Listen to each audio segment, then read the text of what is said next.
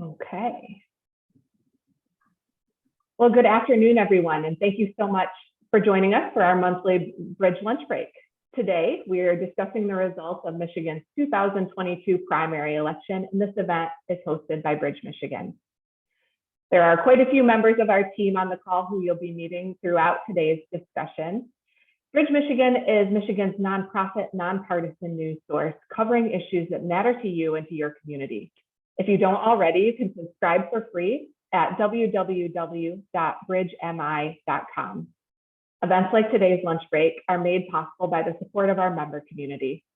Bridge Club members are people who have donated to our nonprofit newsroom in the last year, and those members receive a number of benefits, including access to free ebook copies for each Bridge book club selection, which is another event series that we hold on a bi-monthly basis. You can become a member today by visiting the link we'll drop into the chat in just a moment. Today, we are so lucky to be joined by our Capitol reporting team, who will guide us through the results of Tuesday's primary election and their implications for the November general election and for the state as a whole. Managing editor Joel Kurth will moderate this discussion with political reporters Zara Ahmad, Lauren Gibbs, Jonathan Osting, and Stella Yu. If you have questions for our reporters, please type them into the chat at any time during today's discussion, but be sure that you remain muted the whole time. If you're joining us by phone and you can't access the chat, you can email any questions that you might have to membership@bridgemi.com. The schedule for today's discussion is this. Joel will lead a discussion with Zara, Lauren, Jonathan, and Stella for around 40 minutes, and then we will turn to reader questions for the team for the remainder of the time. We'll be sure to conclude by 1 p.m. so that you can move on with your day. As I mentioned before, please type your questions into the chat at any time. We'll be recording today's discussion, as you heard at the beginning, and we'll be posting a recording of this discussion on Bridge Michigan this week. At this time, I'd like to turn the discussion over to Joel to get things started. Thanks so much.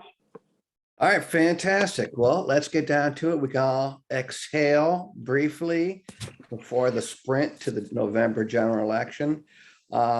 Before we get too started, Jonathan, do you want to remind us all, it was a pretty big ballot, what exactly people were voting on Tuesday and what we learned? Yeah, sure. Well, obviously there were some local, millages and stuff like that, but the statewide races, of course, the governor's, the GOP primary was the big one on the top of the ticket. You had state house and state senate races across the state. Every one of those seats are up this year, and because of redistricting, some of the primaries ended up being pretty heated and different. We also had congressional primaries as well. All of the U.S. House seats are also up, and again, redistricting there, and the loss of one seat made for some interesting dynamics. So yeah, I think those were the big ones. The big race at the top of the ticket, of course, was the GOP gubernatorial primary. We had Tudor Dixon surviving or thriving, I'm not sure how we want to say, over a field of 5. Can you talk at all about the race, how she won, and what to expect in the next 100 days with her versus Governor Whitmer?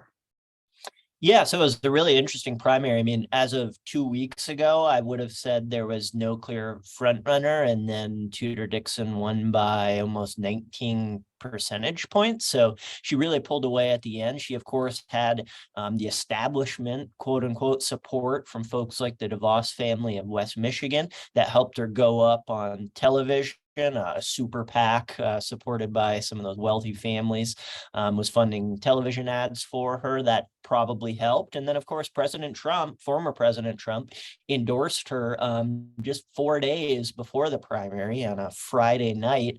But a pollster I talked to, a GOP pollster, Steve Mitchell, said that, already by Sunday, he was in the field and 60% of GOP primary voters had heard about that endorsement. So it came late, but it clearly had an impact on the race, and combined, I think, with that establishment spending that I talked about, really allowed her to pull away at the end. As far as the general election matchup against Whitmer, I think we've already seen what each side is sort of wants to make this election about, right? Whitmer is describing herself as a problem solver, somebody who's sort of above the fray of culture war issues, which is something Dixon focused a lot on in her primary campaign. And today, the Democratic Governors Association is up with a new television ad attacking Tudor Dixon over her anti-abortion position. Dixon, of course, opposes legal abortion, except if the life of the mother is in jeopardy. She does not support exemptions for rape or incest, and this DGA ad highlights that position.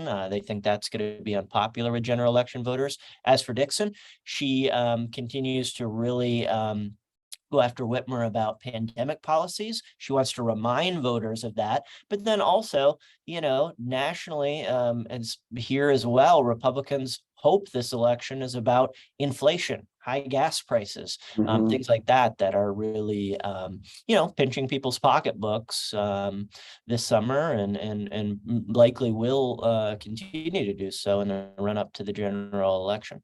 Interesting. So unlike the primary with the Republicans, in which there was not a lot of daylight separating the candidates on the issues, it sounds like there's a ton of differences in the candidates on the issues. One thing they do have in common, Stella, Absolutely. is that I think the first time ever, they're both going to be women at the top of the ticket in Michigan. Do you think that's going to play a role in the election, and how do you think gender is going to play out as an issue?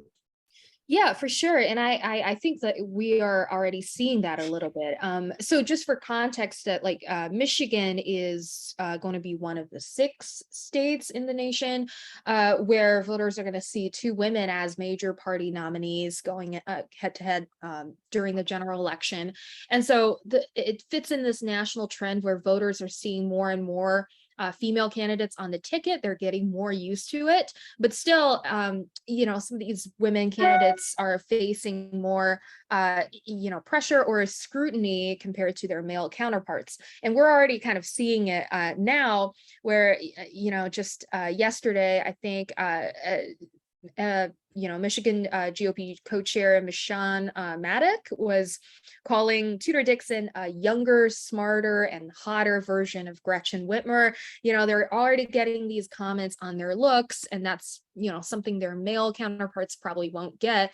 And so in terms of the role, the GOP strategists are hoping that Tudor Dixon's gender as a female will help her win this debate, or that Tudor Dixon is better positioned to take on Whitmer on the abortion issue, because both of these women are portraying themselves as working moms, and then with Tudor Dixon, Whitmer's campaign supposedly can no longer say that I have a male opponent who doesn't understand women's issues.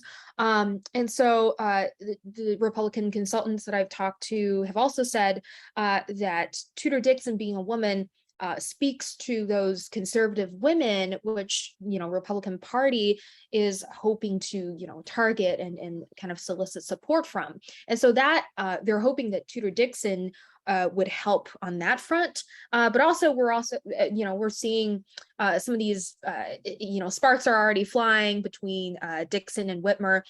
So Dixon, for example, has already used the, gender in her attacks.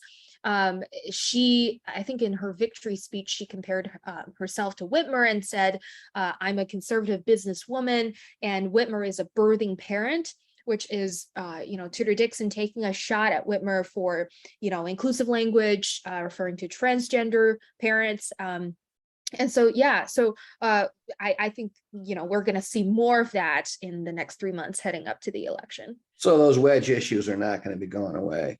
On another issue, Zara, this is the first big election that we've had since the chaos that birthed 1,000 conspiracy theories in 2020.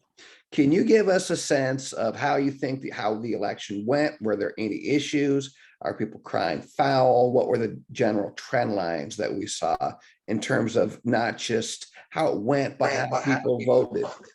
Yeah, so there are a few minor issues and some delayed results in some areas. The minor issues ranged from polling places not having polling books, which are used to check the eligibility of voters before they cast their ballots, to time marks being incorrectly printed. There's even a case of a suspicious backpack that was left in one area and had to have a security sweep by police, but the respective counties in the state got wind of these issues early on and could address them as fast as they could. As for the delayed results, some counties like Wayne County had issues with their modems, which are the devices that connect their network to a wider internet. And one internet provider, AT&T, no longer supports that type of modem. So 65 of the 83 counties in Michigan use that. And if a county is relying on AT&T and they no longer use that modem, it significantly delayed the reporting process.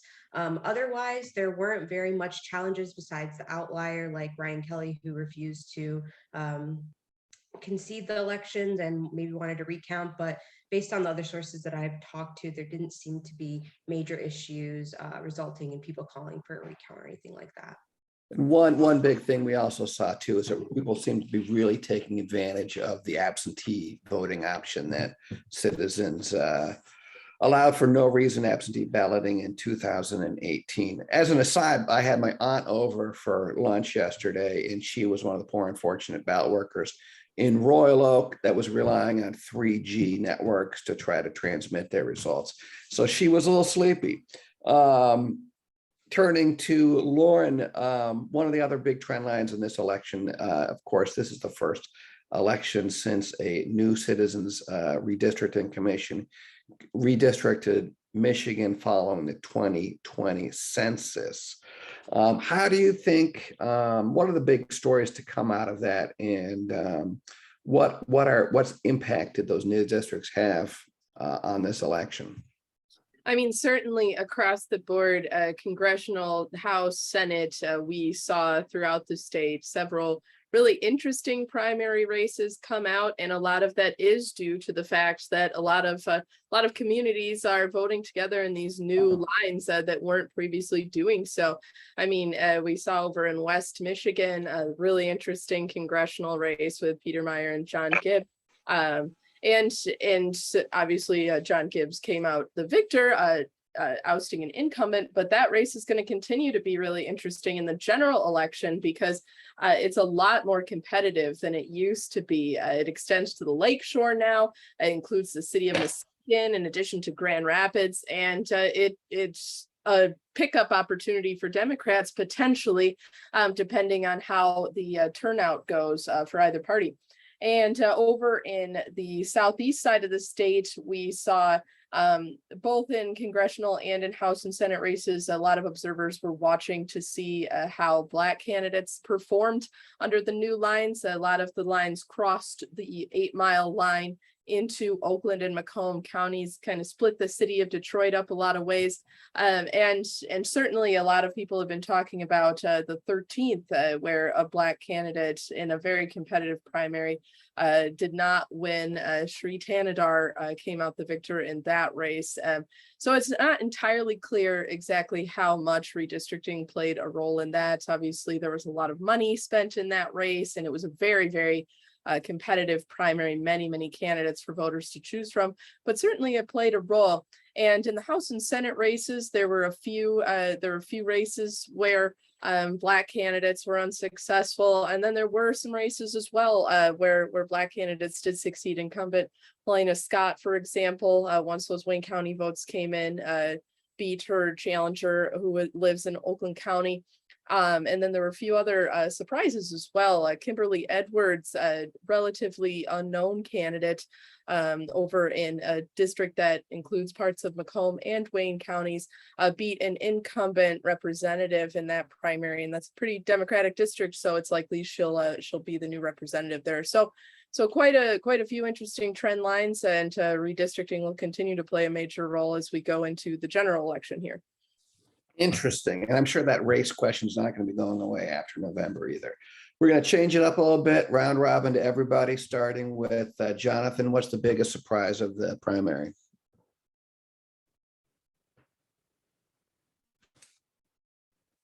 Sorry, there were a number of interesting state house races, but bigger high profile races. I mean, I thought the congressional race in Detroit with Shri Tanadar prevailing was a very interesting one there. That's one of those districts Lauren mentioned where they're not going to have a Black representative most likely now for Detroit for the first time in decades. So that was an interesting one to me. I followed Shri since he ran for governor in 2018 and then, of course, into the state house. So it's been an interesting journey to watch. Yeah, Jonathan and I were both veterans of the Shri Tanadar campaign in 2018 for competitors at the time. Stella, how about you? What's the biggest surprise of Tuesday? I think, so for me, I look at the funds, the campaign finance, fundraising quite a lot. So for me, the biggest surprise, I'll say two. One is congressional race where John Gibbs, which is a Trump endorsed candidate, upset Peter Meyer and defeated him. I would say it came pretty close, and Peter Meyer had significantly outraised John Gibbs, but so that came to me as a surprise. And also locally, I would say, since I have covered the Ottawa County Commissioner's race, where a slate of candidates supported by Ottawa Impact, which is this local conservative group, they had won by a landslide. 8 of the 9 Ottawa Impact backed candidates defeated incumbent Republicans, and so that is going to be a really interesting county commission. It's sort of like county commissioners meeting going forward. So I would say those two things. Interesting. Lauren, same question to you. What was the biggest surprise? I think certainly what everyone else mentioned popped out to me, but for me it was probably that Kimberly Edwards win in the state house. That was not something anyone was really expecting. She actually was a candidate that filed a waiver for campaign finances, and typically, as most of us following politics closely know, it costs a lot of money to win elections usually, and in this case it did not. Interesting. Zara. Yeah, I guess what was most surprising to me was the number of incumbents that were ousted throughout the state, but specifically in Ottawa County regarding the commissioner's race. That was very surprising to me. And I think it just talks to the rift that we're seeing in the Republican Party right now. And I'm looking forward to seeing how that's going to be resolved by November. And we're going to return it now to somebody who wasn't on the ballot, always casts a big shadow though, former President Donald Trump. He got involved in a way that most former presidents do not this year.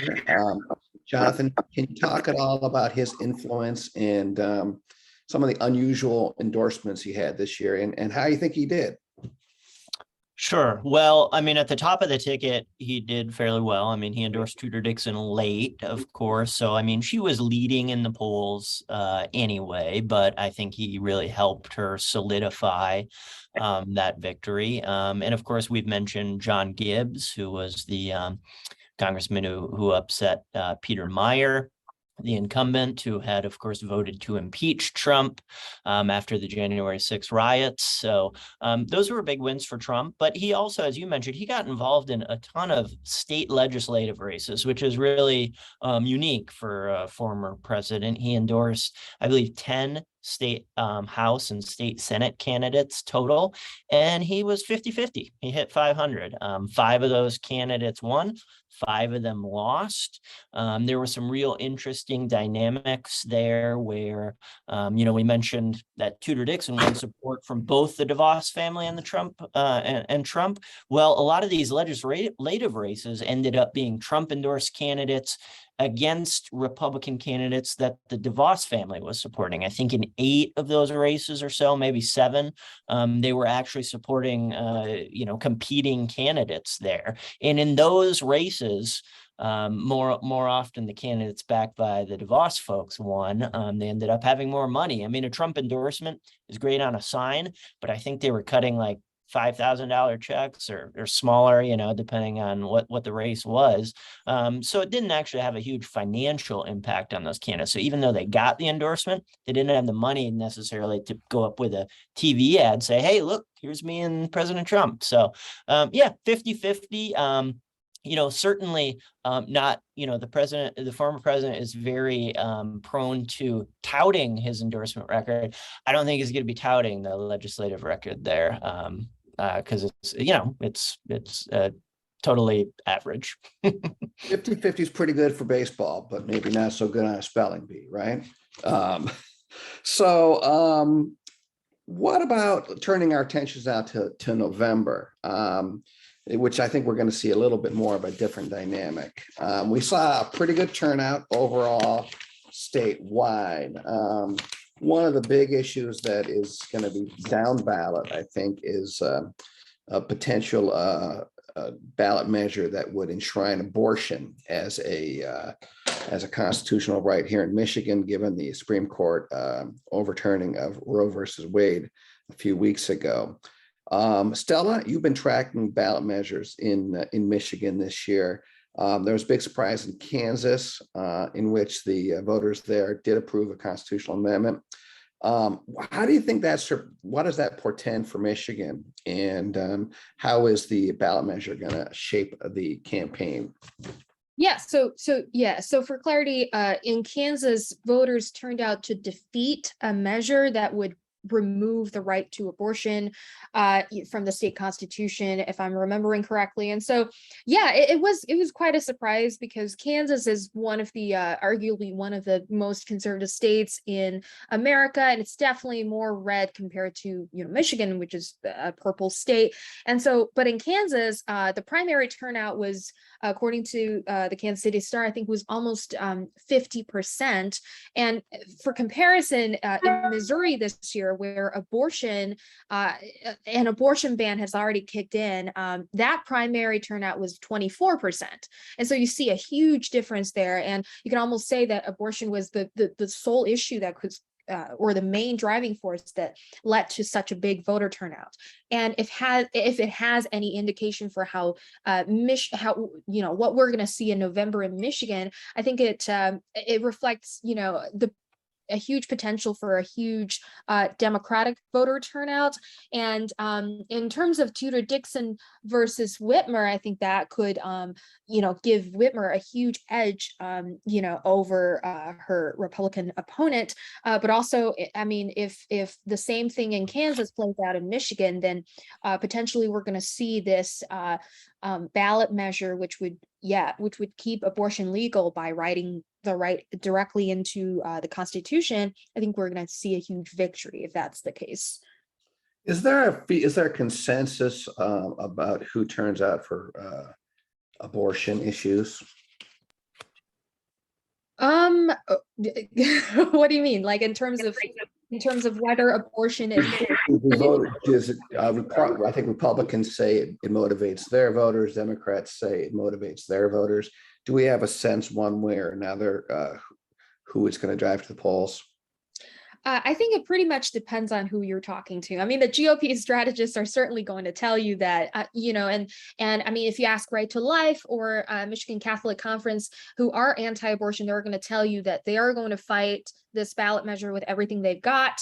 And so Republican strategists have already said, like Steve Mitchell, I think, for example, the GOP pollster has said that due to inflation, high food prices, high gas prices, there are already a lot of Republicans who are motivated to vote in November. I think the question comes down to whether abortion would drive Democratic voters enough to counter that Republican wave.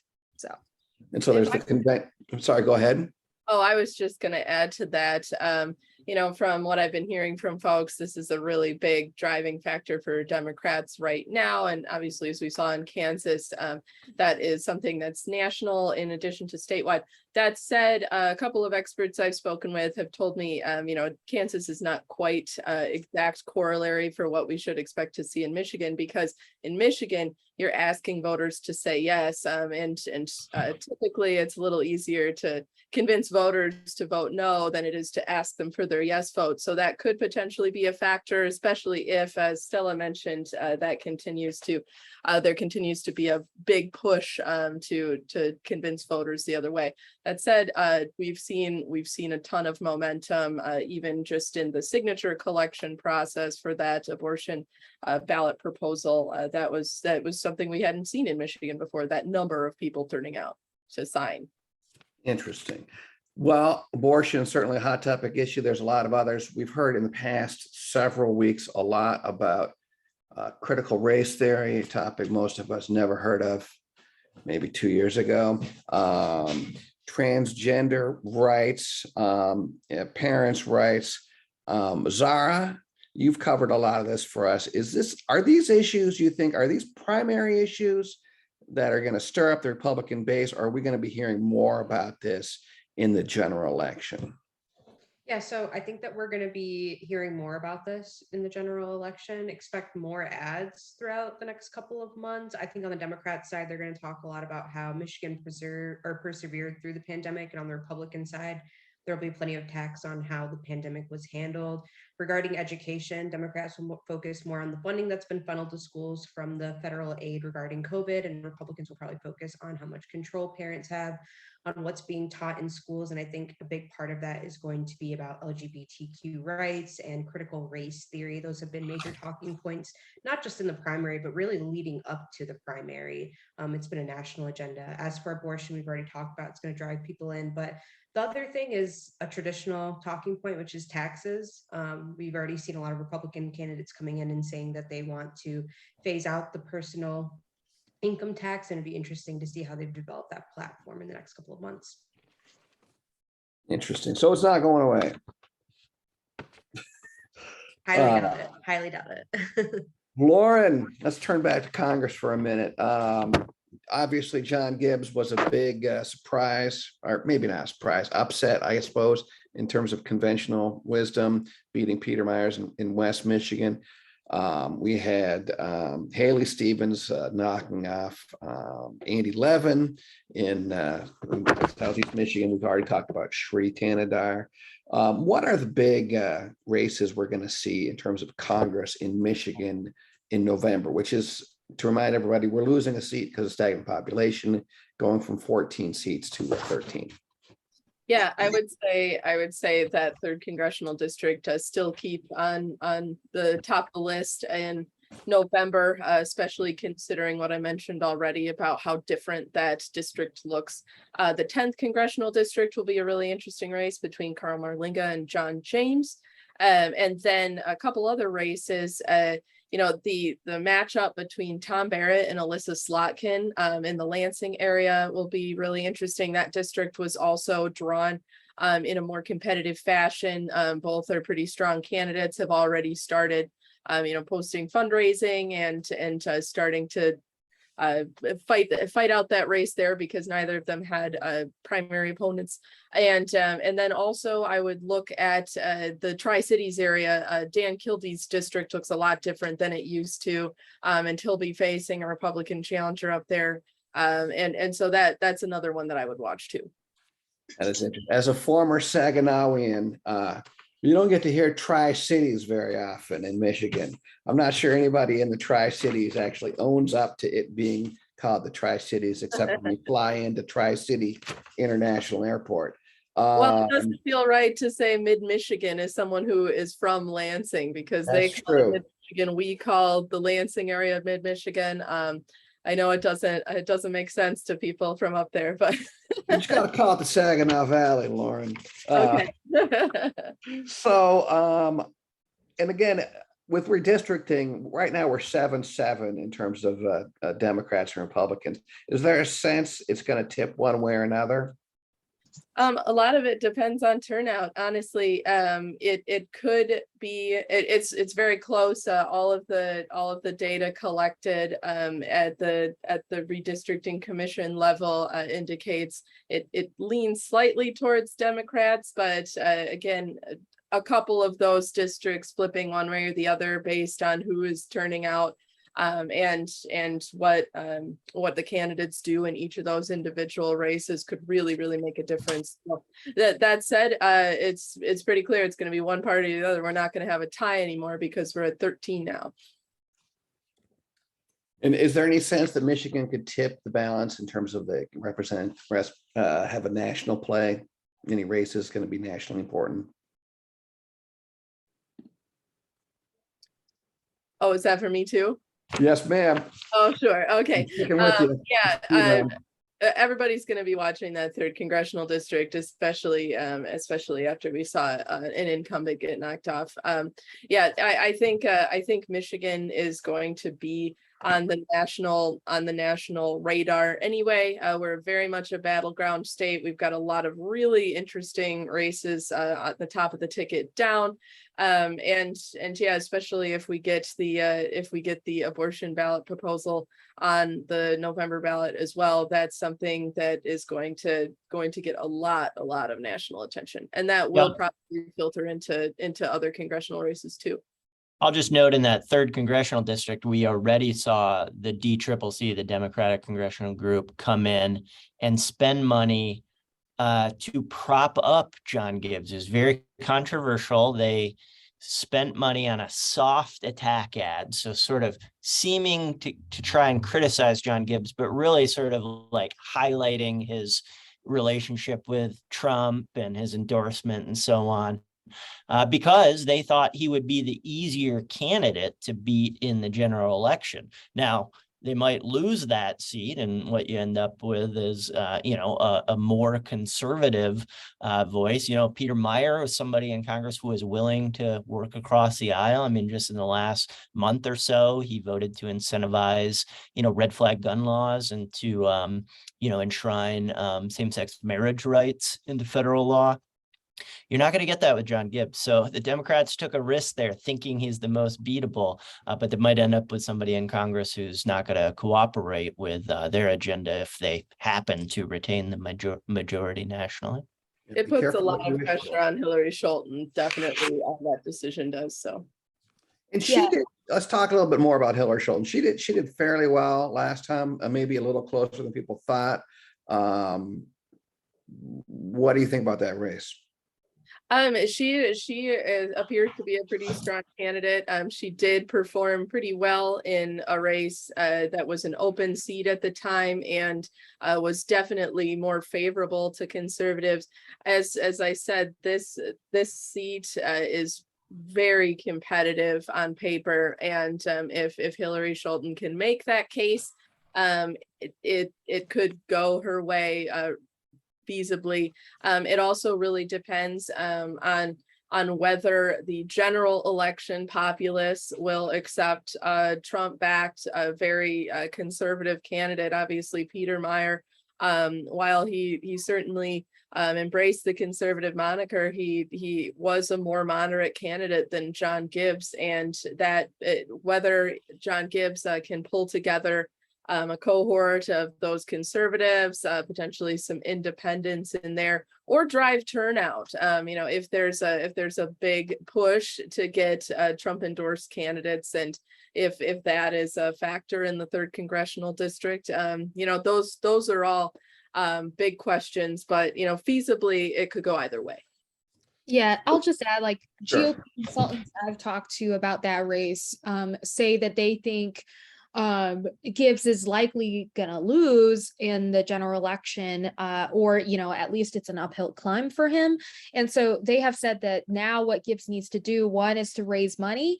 Some seem to think that Gibbs won just because of the Trump endorsement, and because Peter Meijer voted, like Jonathan mentioned, voted for same-sex marriage, voted for more gun control, and seems to shot himself in the foot. And then John Gibbs seemed to have benefited from that. At least that's the sense I got from the GOP consultants I've talked to.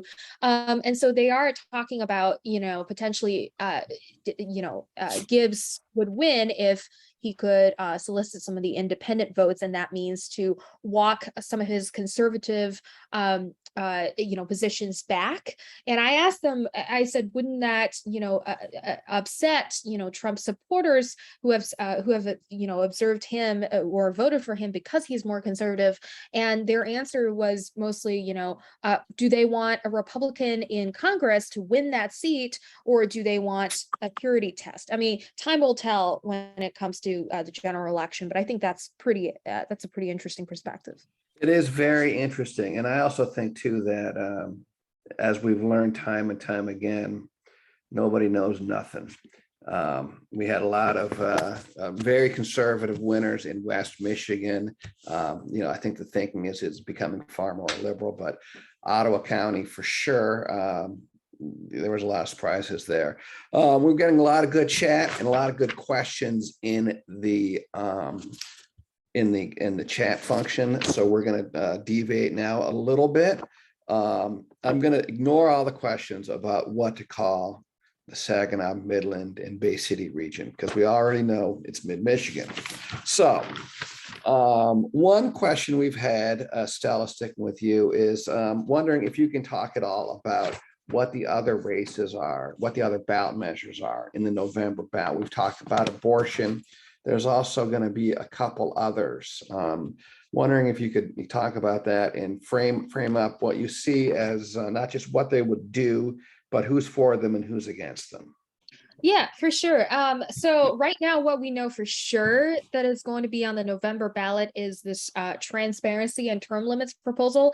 It's basically going to be a constitutional amendment that would get rid of the current term limit system, which gives you up to 6 years in the House and 8 years in the Senate, but just replace that with like a flat 12-year cap on state lawmakers, regardless of which chamber you serve in, basically.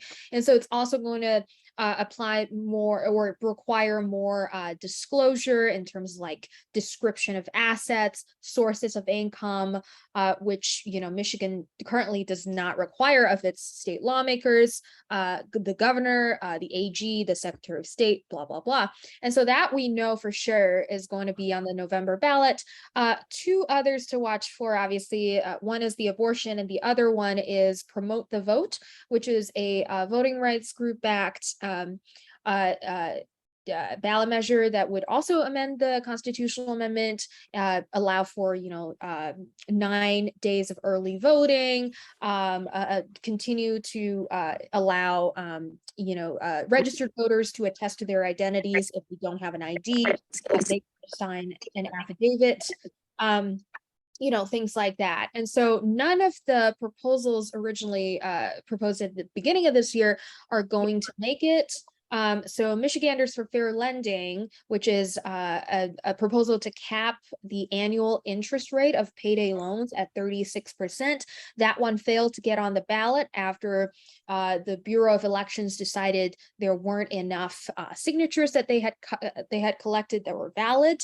And so once the Bureau of Elections reviews the signatures that were turned in by the abortion and the election group, they can determine whether there are enough ballot signatures, and the board of state canvassers will have to certify that for them to get on the ballot. And so those are three things that we could see on this year's ballot.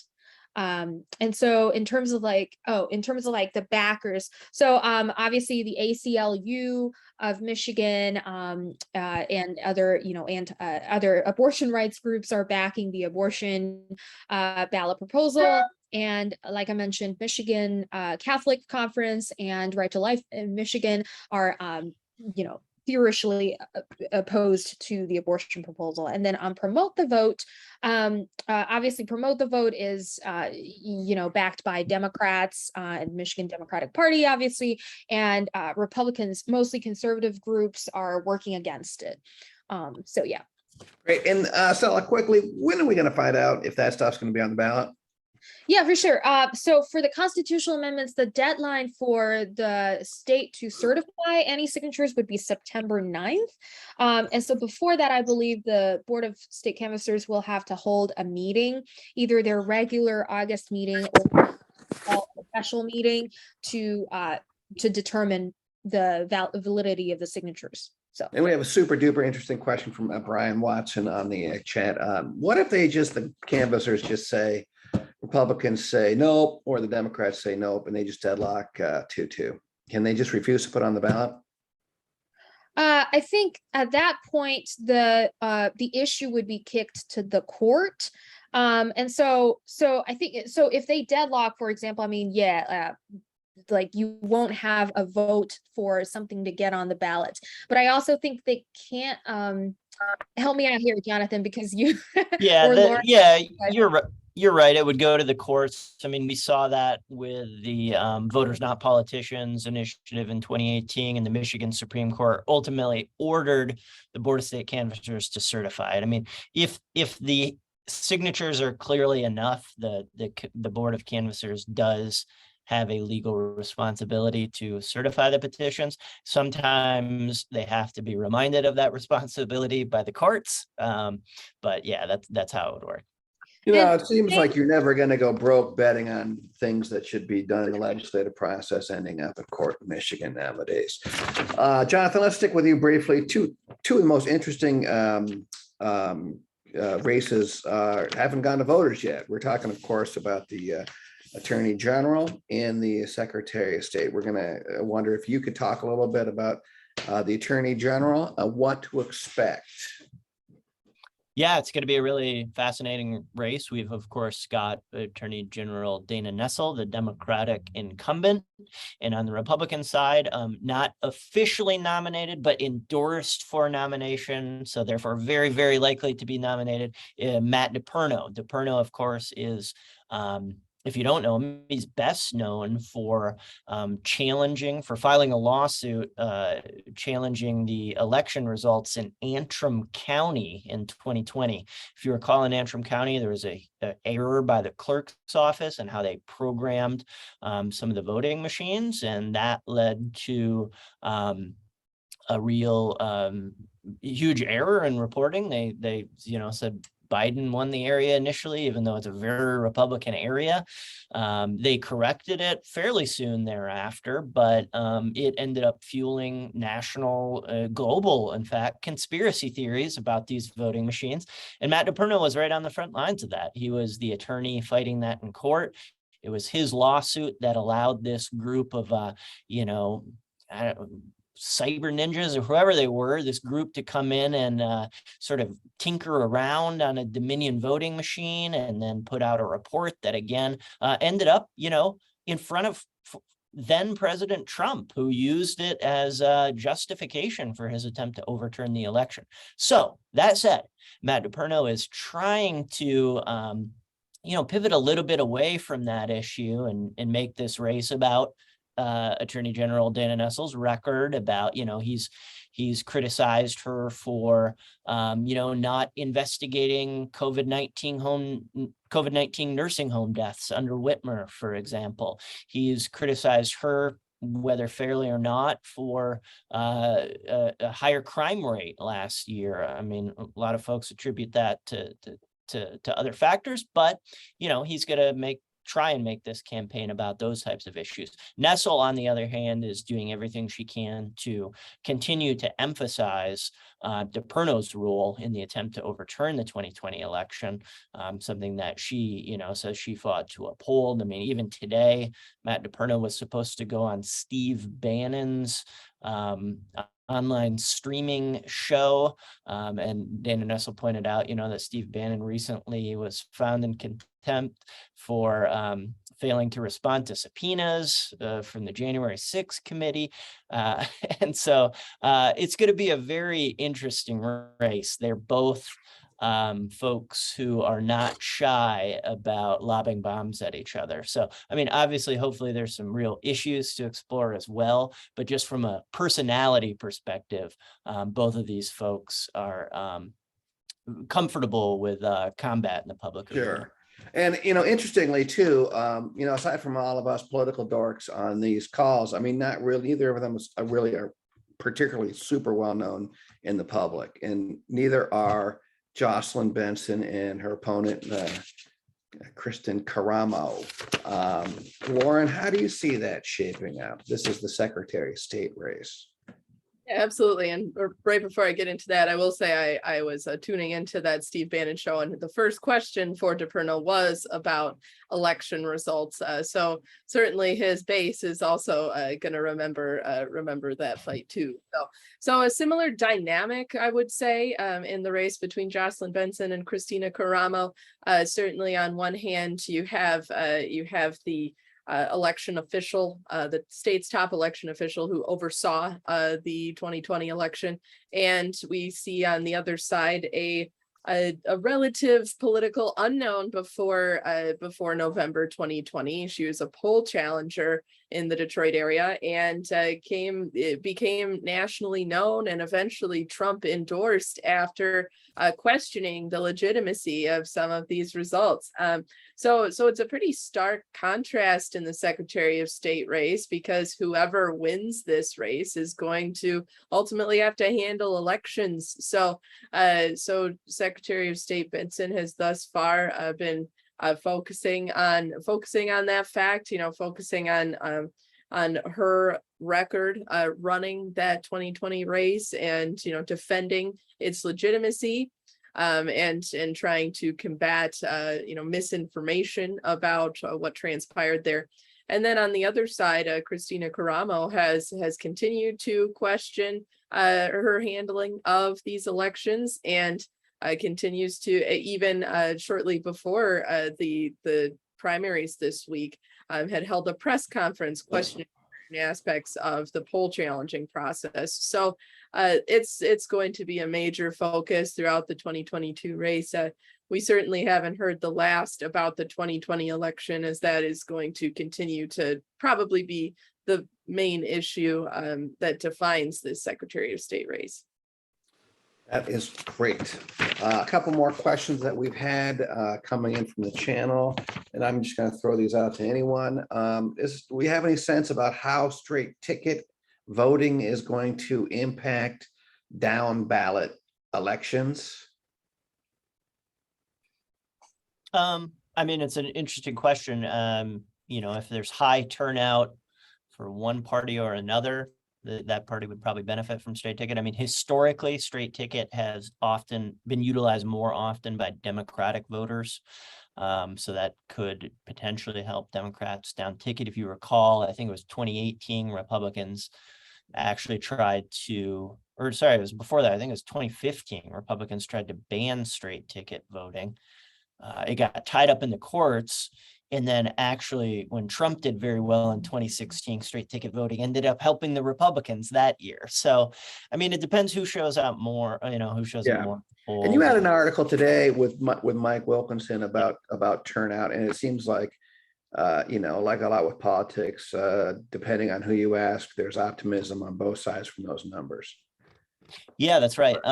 For Republicans, their turnout topped 2010, which ended up being a wave year for them. And it's comparable in that there was a contested gubernatorial primary at the top of the ticket. That was the one Snyder won back in 2010. So they're very excited about that. But Democrats, have a lot of reason to be optimistic as well. Their turnout wasn't quite as high as 2018 when Whitmer won, but it was still pretty darn high for a year where they did not have a contested gubernatorial primary at the top of the ticket. Whitmer ran unopposed, of course, yet in certain parts of the state, she was getting a ton of votes. And in fact, one area that really played a big role in 2018 and 2020 was Oakland County, high population area that's really trended blue recently. And Whitmer had huge numbers in Oakland County. She did very well there, even though she didn't have a primary opponent. So that suggests voters there are continuing to stick on the Democratic side, and they have pretty high motivation heading into the election. So Democrats are actually pretty excited about how that played out as well. For sure. Hey, one other last question, looking at the questions here. Any way to know, obviously Tudor Dixon, a lot came together perfectly for her toward the end of the campaign. A lot of her opponents and I'm sorry, a lot of her advocates will say that the cream rises to the top, and she was a great candidate waiting to be discovered. Is there any way to know, or any sense you could have, if James Craig and Perry Johnson hadn't been disqualified, would the race have ended up the way it did? No, I mean, I think she would have had a much harder path, right? James Craig was sort of taking the path that she ended up on. He was initially sort of, the establishment folks, like just look at former Governor John Engler. He started a PAC to support James Craig. And then when James Craig fell apart, he jumped on the Tudor Dixon train. So the establishment was heading towards James Craig. Perry Johnson was going to outspend even Kevin Rinke in the race to try and really boost his name, ID, and credentials. So yeah, I think it's impossible to say exactly how it would have panned out. Now, I will say that Tudor Dixon was really, her campaign, one of the real smart moves they seem to have made was, as soon as those folks got kicked off the ballot, James Craig had a lot of support in the Metro Detroit areas from, his Detroit police chief, and her campaign went in and spent big on television there in Southeast Michigan. And there was sort of a vacuum at that time of voters, suddenly their top choices are no longer in the race. And her campaign really aggressively reached out to those folks with big TV ad buys. So I think that certainly she did very well to take advantage of those disqualifications. Right. No one asked me my biggest surprise, but one of my bigger surprises was how thoroughly Tudor Dixon dominated every county, including Southeast Michigan, and where you would think that with Kevin Rinke being in his own backyard, it would not have lost so poorly, especially when he seemed to be the one moderate in the race. But it was not, and I use that word in quotation marks, I guess, but it was not a real race for moderates. He was the most moderate. Closing thoughts from our awesome team. If you guys have not checked out the work of this indefatigable, I'm not sure I'm pronouncing this right, Capital team, you guys have to do so. I think I counted 27 stories in the last 3 days. You guys deserve rest. You're not going to get one. You can exhale this weekend, but you guys did a real kick-ass job, and we're grateful for you, and I think the state of Michigan is grateful for you too. And I think, unless we have questions, I'm going to turn it over back to Josiah. All right, I want to thank you all for coming. John, Stella, Lauren, Zara, Joel. I want to thank everyone for coming and, after the day after the election, just coming to talk to all of us about, the results and what's next for Michigan. It means a lot to us. And I want to thank our readers too for spending an hour out of your day to come and listen to us. So a couple of things I just want to let you know. I want to remind you that we'll be posting this recording sometime this week on Bridge Michigan's website or wherever you receive your Bridge news. I want to announce that we'll be resuming our lunch break series in September, with the announcement coming soon. And I just want to thank you guys for showing up again, and I should have a great day. Thanks. Bye all. Have a great day.